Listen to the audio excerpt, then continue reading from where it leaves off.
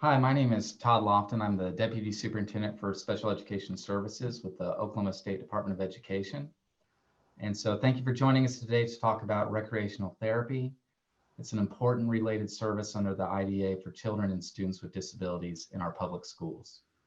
And I'm joined here today by representatives from the Oklahoma Recreational Therapy Association, who serve to support, advocate, and lead recreational therapists to improve the lives of others. So here with me today are Maggie Maples, Kelly McCubbin, and Lily Higgins. Thanks, Todd. We're excited to be here. Like Todd said, I'm Maggie Maples. I'm a recreational therapist. I have been for almost 4 years. I currently work at Integris Mental Health as a recreational therapist on multiple inpatient units. And Lily is going to go ahead and introduce herself. Hi, everyone. Thanks again for tuning in today and wanting to learn more about recreational therapy. I currently work in the outpatient setting and also do some school and community-based work as well. I specialize in kids in behavioral health. So I'm excited to tell you guys more. And I am Kelly McCubbin. I have spent about 10 years working inpatient mental health at Integris Mental Health with predominantly adolescents. And the last 2 years, I've transitioned over as an instructor at Oklahoma State University. Just to give you guys a little bit of background information, we've been working for maybe the last year or two trying to get recreational therapy into the school systems. And so Lily has actually she's been successful doing this up in the Tulsa area. And so Lily and Maggie are going to take it away and explain a little bit about what we do and how we can be a benefit in the schools. Thanks, Kelly. Okay, I'm going to share a PowerPoint with you guys to follow along with. And we're just going to get started and talk about kind of what recreational therapy is. Just 1 second. Okay, what recreational therapy is and how it could benefit your students. So recreational therapy is a process that utilizes recreation and other activity-based interventions to address your students' specific needs, focusing on their diagnosis or disability. We work on improving their overall psychological, physical health, recovery, and well-being. This is kind of the wordy version of what recreational therapy is. Lily has a better definition that would help you understand it a little more and be related to your students. Well, and I don't know if it's better. It's just kind of my elevator pitch for the field, but I like to describe recreational therapy as play with purpose. Mm-hmm. So we use a systematic approach that's very person-centered and individualized to each person. So we incorporate their leisure interests, their hobbies, just all around things that they love to do. And we incorporate those into the treatment process to make it more meaningful and beneficial for the individual. Perfect. So recreational therapy in Oklahoma looks a little different from other states. We're required to have a license to practice recreational therapy. We go through a 4-year bachelor degree program. We complete 2 clinical internships, and then we take a certification exam to get our CTRS/L. So we have that to practice. A lot of people will say they're providing recreational therapy, but if they don't have those credentials and don't have those criteria met, then they aren't actually providing recreational therapy. We want to tell you a little bit about how it's different from other therapies. So we take a more person-centered approach. We focus on what your students enjoy doing, their leisure interests, their recreational interests, and we put those things into play and use those for their treatment. We set certain goals to be met, and we utilize different settings and environments to make that happen. Recreational therapists use a collaborative person-centered technique. So it incorporates all of the aspects and interests that your client or our client, your students enjoy. So it makes their process and their therapy sessions more meaningful and relevant to them specifically.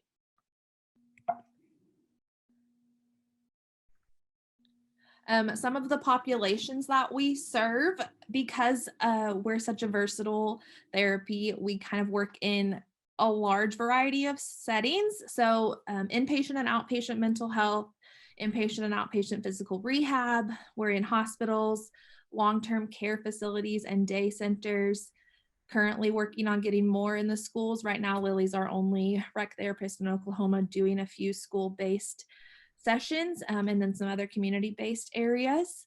Because we work in so many settings, that means we work with a large variety of diagnoses. So autism spectrum disorder, ADHD, anxiety, depression, disruptive impulse and conduct disorders, just any kind of mental health related diagnosis you could think of, whether it's inpatient or outpatient, we've probably seen it and or worked with it. Also congenital disorders, cerebral palsy, spina bifida. If we're doing physical rehab, we're doing spinal cord injuries, TBIs or traumatic brain injuries, and other orthopedic impairments. And then we also can work with developmental delays such as Down syndrome or other things that happen in the developmental process. So there's nothing we don't really specialize in. Each rec therapist is a little bit different with what they choose. So Lily and I are both specialized in mental health just because that's what our experience is. But we have a large variety of rec therapists throughout the state that also do physical rehab, geriatrics, and just kind of a little bit of everything. And I think that's something important too, Maggie, that we didn't touch on when we were talking about what is recreational therapy, is that a really unique feature of our field is that you're able to work in a physical rehab setting as well as in behavioral health. And it's really up to the therapist, like Maggie said, of where they choose to specialize. But we can work with a variety of kids. I agree. I think that's why I like our profession so much, is that we can use so many similar techniques, but do them differently depending on who we're working with. Yeah. So moving on to our purpose in the schools, as recreational therapists in Oklahoma, we definitely see that there's a need for RT in the schools to address areas such as inclusion with peers and activities, leisure education, and helping individuals transition from the school into the community or even into their home-based settings, social skills, daily living skills, and emotional regulation. I like to to share some client stories to give you a better idea of what it would look like in a school-based setting in different populations or experiences that I have had. I've done everything from advocacy work, which looks more of like giving parents resources in schools, the resources they need to help the children or their students get involved in a community activity such as Special Olympics, Boy Scouts, Girl Scouts, things like that. But then I also have worked with students one-on-one to help them increase their social skills and their communication skills in positive peer interactions that help them then feel more confident to get involved in a school sport, club, or a community-based activity as well. As far as breaking away from the social skills aspect, I see a lot of depression and anxiety in the schools, especially right now in our up and down time of being in a pandemic. And so what I do with those kiddos is really focus on coping skills. What are some relaxation techniques? I open their eyes to maybe some experiences they haven't tried before, such as journaling or painting, kind of pushing them to express themselves in different ways that lead to healing and that are also very therapeutic as a coping mechanism as well.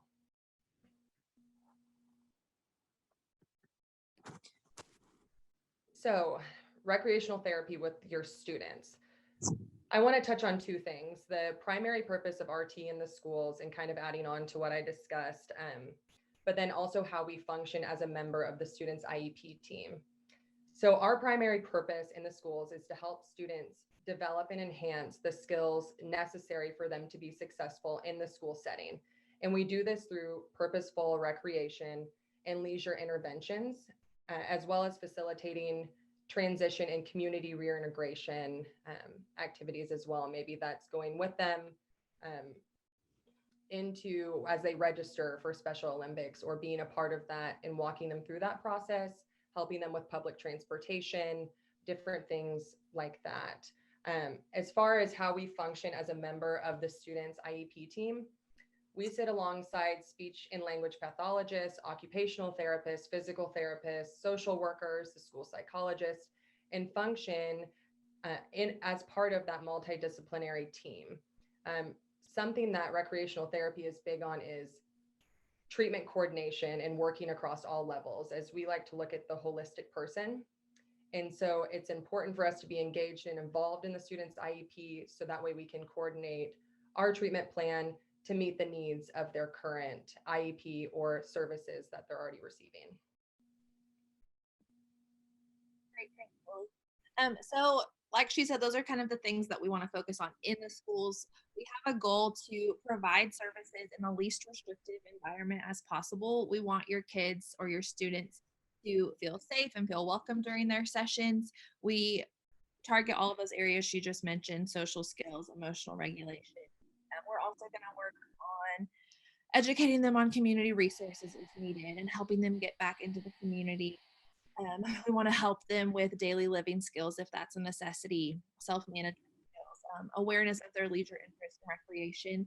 That's something we pride ourselves on, is being able to get them signed up for different recreational activities and leisure activities that are going to benefit them, as well as help them improve their social skills and educate them on how those can be coping skills. So really our goal is just to help your students improve their overall quality of life. So Yeah, and sorry, Maggie, I didn't mean to interrupt you, but I think also we focus on, in the school-based setting, on their academic success and being able to maintain and have a positive experience as they go through school. But we all know that after school, there needs to be those skills too to carry them forward, as well as their families, depending on the need.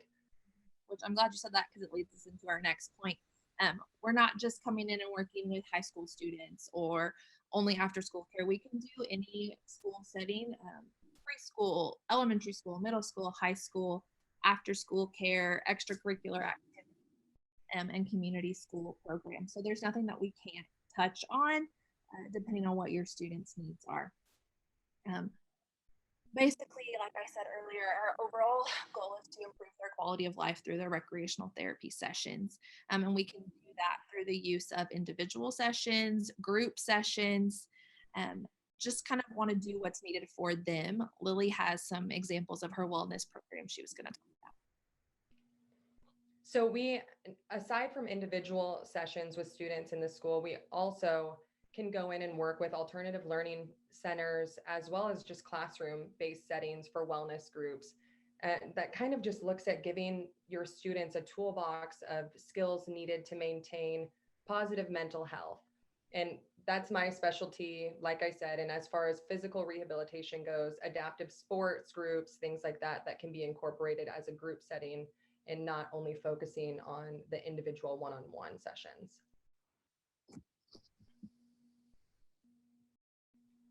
So to break down our service delivery, we go through assessment, program planning, intervention, and then evaluation.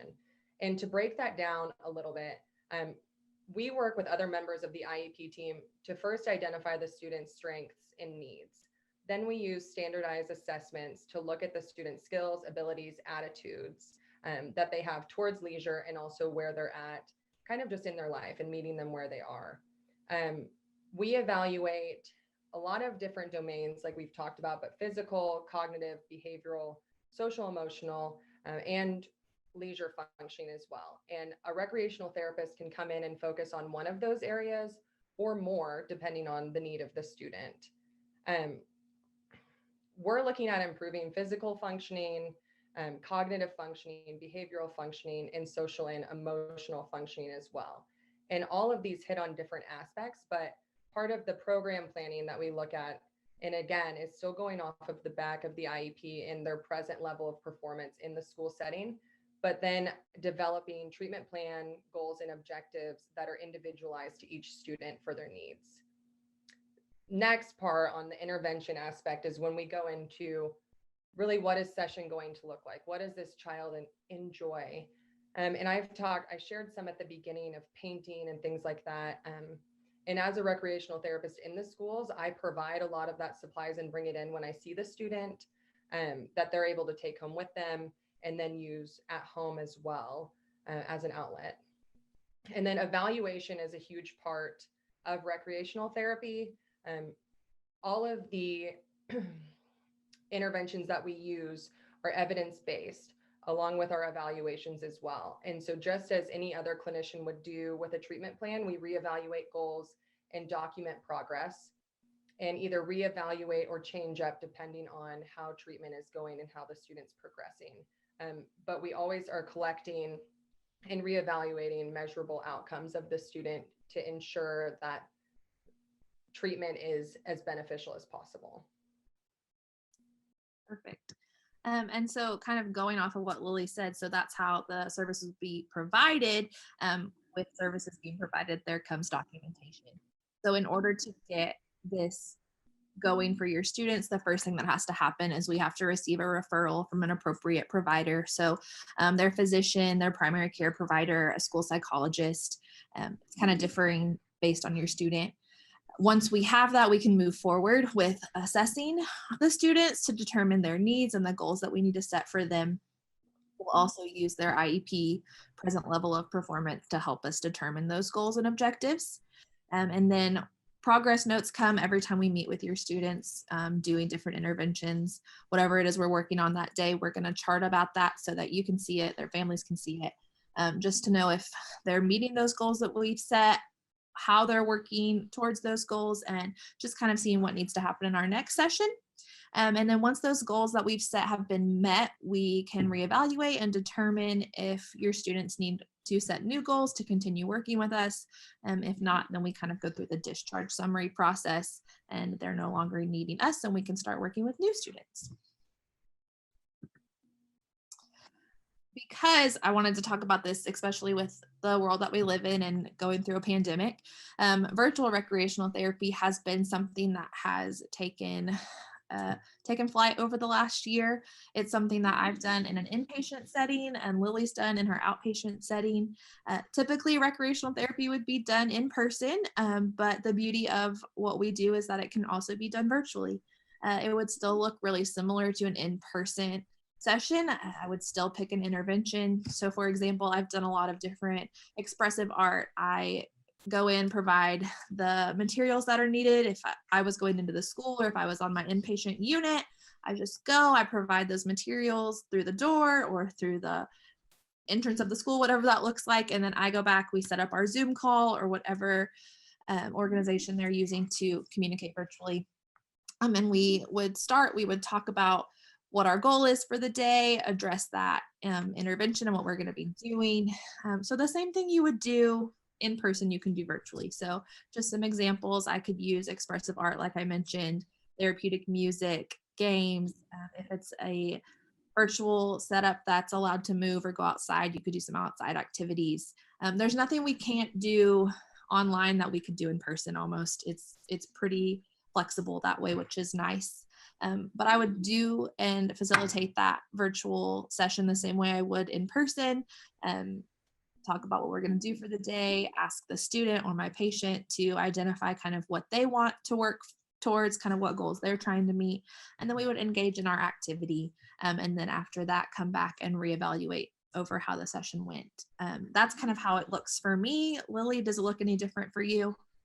No, it's very similar. And, over this last year, like you said, Maggie, telehealth has become very popular, and there's all sorts of options now for online interventions that we can use.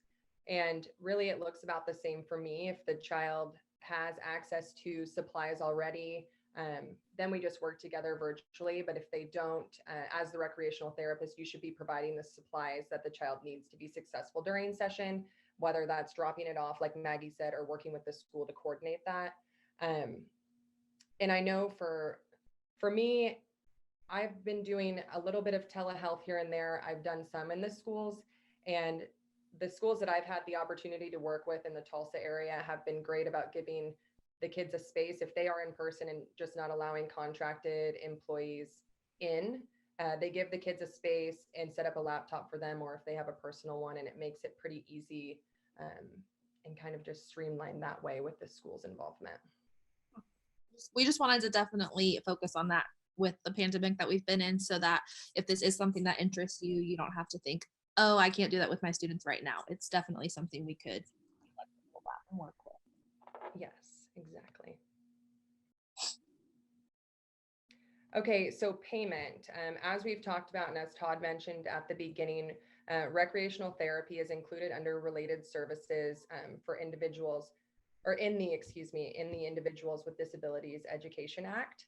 So we are included and able to be written onto a student's IEP. Other funding sources that have been used in the past are the general special education budget from the school, grants, private funding, and community recreation funds, depending on if it's an after school program like we discussed, or adaptive sports, or if it's an individual session.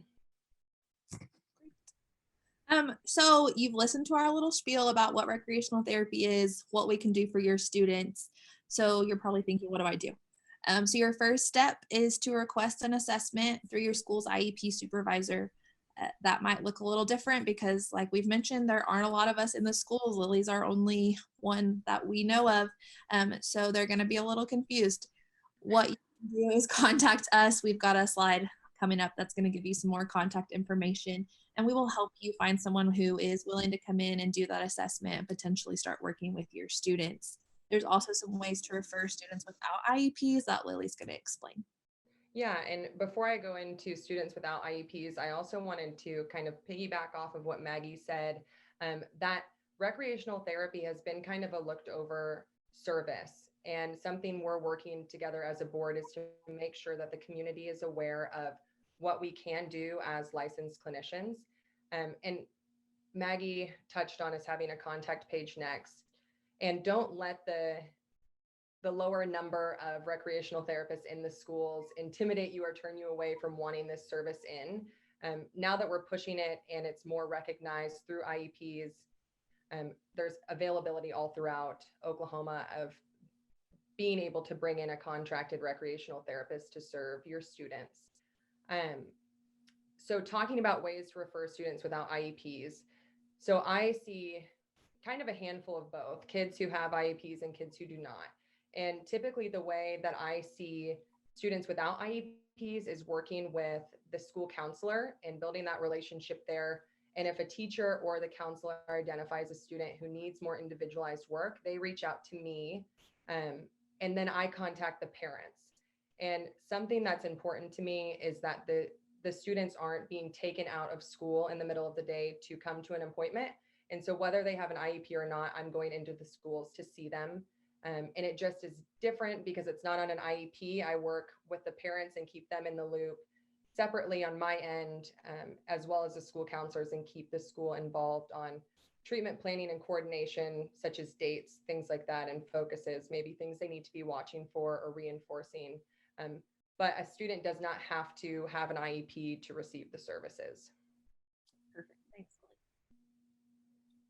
So like we said, we want to help you help your students, and we want to provide the best recreational therapy services we can. So if you have questions, are interested in learning more, or just need some questions answered, or need someone to help do an assessment, you can contact any of these people. Our order board email is listed at the top. You can email us, and anyone on the board will get back to you.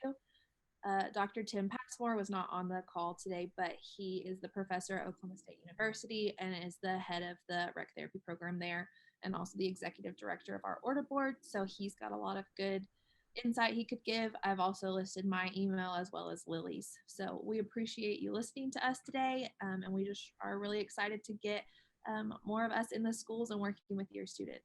Thank you. Yeah, and if you're a school administrator, teacher, IEP supervisor, whatever your role may be within the school system, if you're still feeling like you're unsure of how to go about receiving the services, again, please reach out. I'm happy to walk anybody through kind of my process and coming into the schools and providing information that's needed, or connecting you to somebody outside of the Tulsa area where I am. Thank you guys so much.